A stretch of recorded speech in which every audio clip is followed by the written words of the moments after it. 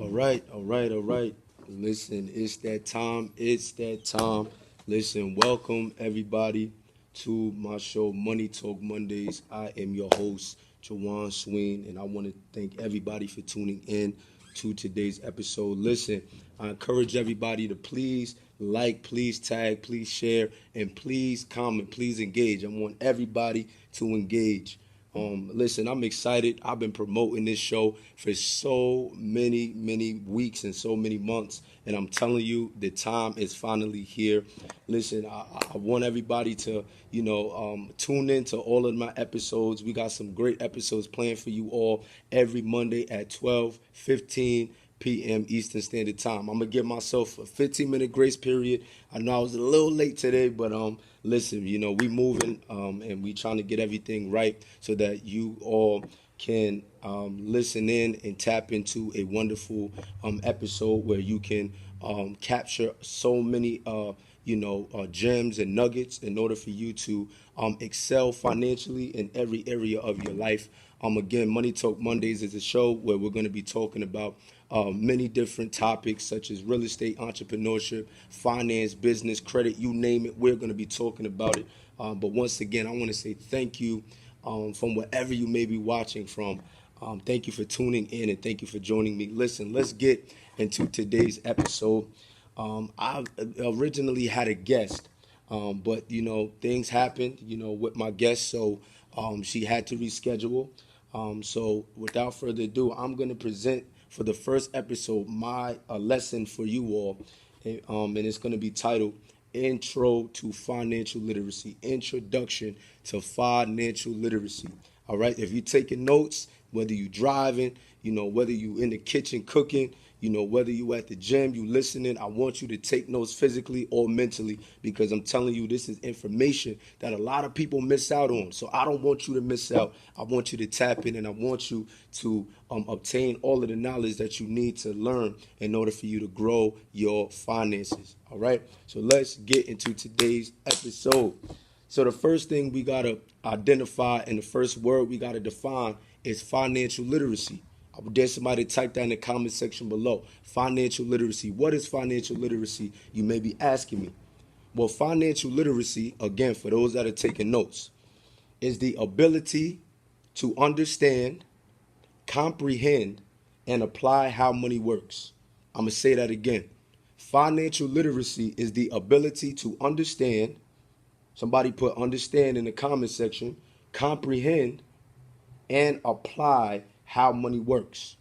So financial literacy is basically telling us that not only do we have to understand how money works, not only do we have to comprehend how money works, but we also have to apply what we've learned about money in order to ensure that our money multiplies, that our money increases, that our money grows. Does anybody want their money to grow? I dare to put that in the comment section below. I want my money to grow.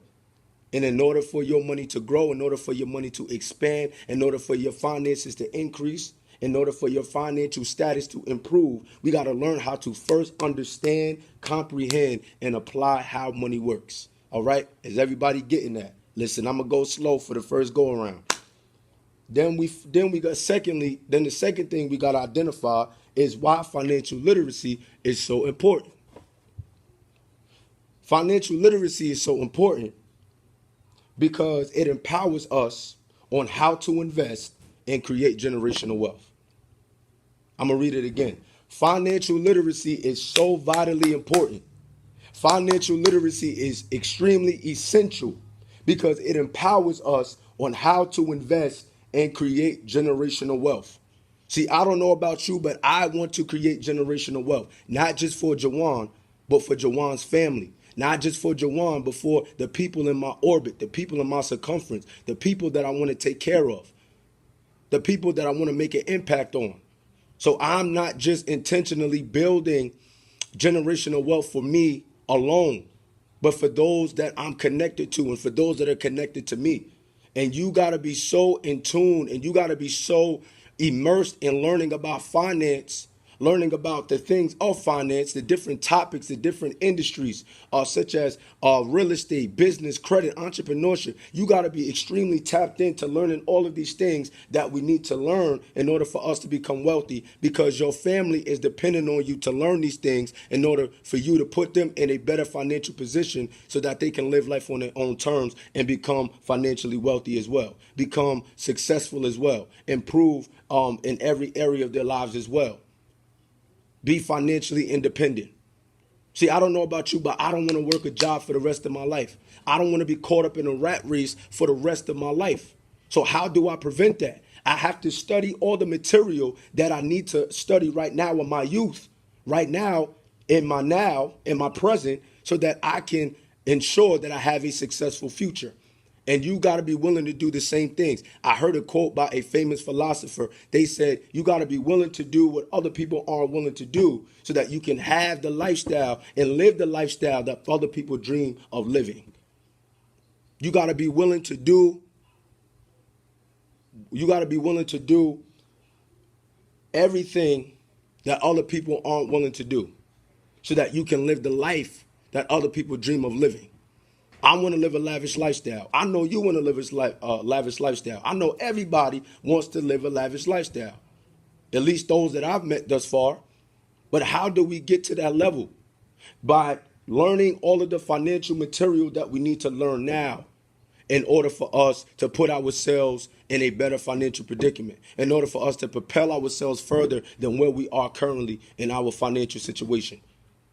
All right. So that's why financial literacy is so important. It empowers us on how to invest and create generational wealth. I'm moving on. It also prevents us from making poor financial decisions. I want y'all to catch what I just said. It also prevents us from making poor financial decisions. On your road and on the trajectory to building generational wealth, by understanding the basic fundamentals of financial literacy, it will prevent you from making poor financial decisions. For example, or for instance, buying luxury items that you do not need right now in your current situation. You don't gotta buy the Jordans every single week. Every Jordan that come out, you don't gotta buy it. We gotta stop having this consumer mentality, and we got to learn how to adopt a producer mindset, a producer mentality. We got to be fruitful in our vocation. We got to be fruitful in our businesses. We got to be fruitful when it comes to our finances. We have to create ideas, strategies, and concepts and methods, and we got to work on different projects that will help us create generational wealth. That's what we should be investing our money in. That's what we should be investing our time in. That's what we should be investing our energy and our efforts in. Not being consumers, but being producers, creating and making and manufacturing things that are going to put us in a better financial predicament so that we can ensure generational wealth, and we can pass generational wealth down to our children, down to our heirs, and down to our children's children. Because in the book of Proverbs, not to get all spiritual and biblical, but I live by the book, it says a good man leaves an inheritance for his children's children. So we got to learn how to adopt that same philosophy and that same mentality. If we want to be good men, we got to learn how to leave an inheritance for our children's children. We got to become so wealthy that even our grandchildren, our children's children will be blessed. Our children's children will be financially successful. Our children's children will be able to have access to different resources and different partnerships and different relationships. That is the goal, the end in mind, the end goal. It's not just about you and I. It's about our families. It's about our children. It's about the people that we love. It's about our spouses. It's about our circle, our team, those that have been with us since day one, those that we want to take care of, our community, our society, our nations. Giving back to charity, giving back to churches, donating to different organizations. That's what it's all about. But you cannot do all of those things that you desire to do if you are not being intentional. Somebody write intentional in the comment section below. If you are not being intentional about putting yourself on the right trajectory to become wealthy. But that's why it's important to learn and to understand what financial literacy means and how it works, because it will prevent you from making poor financial decisions. All right, I'm moving on. Now, there are 4 components of financial literacy. 4 components. Somebody say 4 components. The first component, if you're taking notes, of financial literacy is saving money. Saving money, all right? That's the first component of financial literacy, saving money. See, a lot of us, we got to learn how to start saving our money. We can make money. Listen, we've been taught how to make money all of our lives, especially in the African American community. And listen, I'm not racist or biased, but we've been taught how to make money, how to get the bag, right? But a lot of us weren't taught how to keep money. We know how to make money. We know how to have money flowing in or make money come in. We know how to hustle for the money. We know how to go get the money. We know how to go get the bag. We know how to bring in the income, but we don't know how to keep the income. We don't know how to save, because we believe that everything that we make, everything that we bring in automatically got to come out. But that's not the case.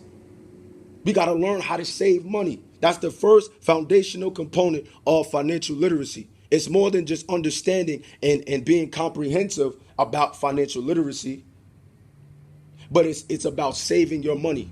Put money aside. My grandmother always told me growing up, save money, put money aside for a rainy day, because the rain will come. And you don't want to be unprepared when the rain comes. You don't want to be unprepared when the rain shows up. So how do you prepare yourself for when the rain shows up? You put money aside for emergencies. You put money aside. You got to set specific goals. You got to set goals that are very detailed, long-term and short-term. And based upon the goals that you set, you should be saving money in order to achieve that goal. So, for instance, if you want to buy an investment property, it will be very beneficial and it will make a lot of sense to save your money as opposed to taking money and just spending it on things that you do not need. There's a difference between necessities and wants. We got to stop giving in and feeding into what we want all the time, and we got to learn how to make sacrifices, and we got to purchase the things that we need, invest in the things that we need, buy the things that we need in order for us to have a successful future financially. So you got to learn how to save money. And for all of my young people that's tapping in, all of my young people that's watching on this broadcast, I want y'all to catch that. Save your money. Save, save, save, save, save. You don't need to look fly. You don't need to drive the hottest car right now. You don't need to wear all of the luxurious items and the materialistic possessions right now. Because I'm telling you, for those that are listening and watching, the people that appear and portray to look rich are actually broke. And the people that look like they don't got no money are actually the ones that have money. So I have a question. Do you want to look rich, or do you actually want to be rich? Do you want to look wealthy, or do you actually want to be wealthy? Because there's a lot of fake people that are putting on a facade for the gram. There's a lot of fake people that are putting on a facade in life, in society. They are public successes and private failures. They are public successes and private failures. In public, they're portraying this image that they got it all figured out, that they got all the money, they got all the clout, they got all the fame, they got all the power, all the popularity, right? But behind closed doors, they know that they financially hurting. They're not able to sleep at night knowing that their car note is due, that they don't have enough money to pay their rent. They don't have enough money to cover their mortgage. I don't want you to be put in that position, because that is a hard place to be in. That is a hard life to live. But in order to avoid that lifestyle, we got to learn how to save our money, and we got to learn how to reallocate our funds towards something more effective and something more beneficial. So that's the first thing, is save money. Number 2, budget money. Somebody put budget money in the comment section below. I cannot stress this enough. Not only do you have to save money, but you got to budget your money, budget your finances. You got to put yourself on a budget. You have to put yourself on a budget. That's important. The easiest way to become financially unorganized is by not putting yourself on a budget. But if you want to become financially organized, then you already are right now in your current financial situation, then you got to put yourself on a budget.